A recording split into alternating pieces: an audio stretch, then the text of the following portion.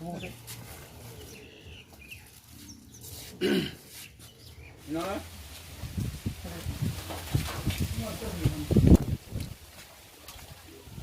होदो।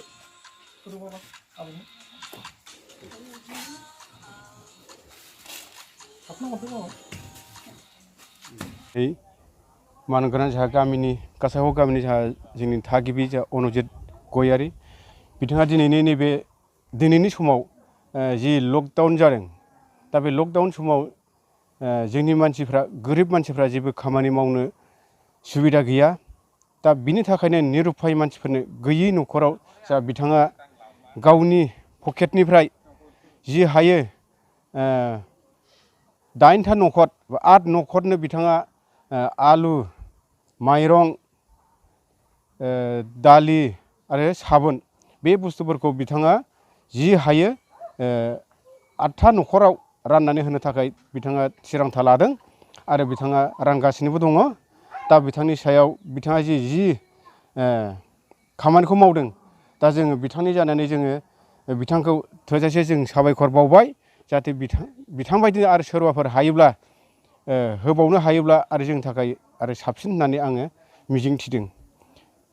साबायखर बावबाय आङो दा जोंहा गैया बिमा फिसा सानैल' अननानै होफैनायखाय आं साबायखर बावबाय। दा आलु दालि माइरं साफोन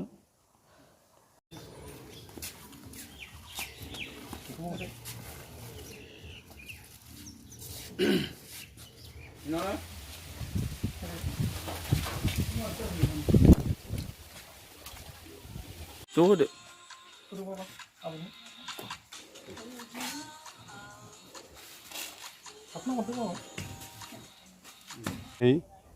मानगोनां जोंहा गामिनि कासाइगाव गामिनि जोंनि थागिबि अनुजित गयारि बिथाङा दिनैनि समाव जि लकडाउन जादों दा बे लकडाउन समाव जोंनि मानसिफ्रा गोरिब मानसिफ्रा जेबो खामानि मावनो सुबिदा गैया दा बिनि थाखायनो निरुपाय मानसिफोरनो गैयै न'खराव जा बिथाङा गावनि पकेटनिफ्राय जि हायो 8था न'खर 8 न'खरनो बिथाङा आलु माइरं दालि आरो साबोन बे बुस्थुफोरखौ बिथाङा जि हायो 8था न'खराव राननानै होनो थाखाय बिथाङा थिरांथा लादों आरो बिथाङा रानगासिनोबो दङ। दा बिथांनि सायाव बिथाङा जि खामानिखौ मावदों दा जोङो बिथांनि जानानै जोङो बिथांखौ थोजासे जों साबायखर बावबाय जाहाथे बिथां बायदिनो आरो सोरबाफोर हायोब्ला होबावनो हायोब्ला आरो जोंनि थाखाय आरो साबसिन होननानै आङो मिजिं थिदों।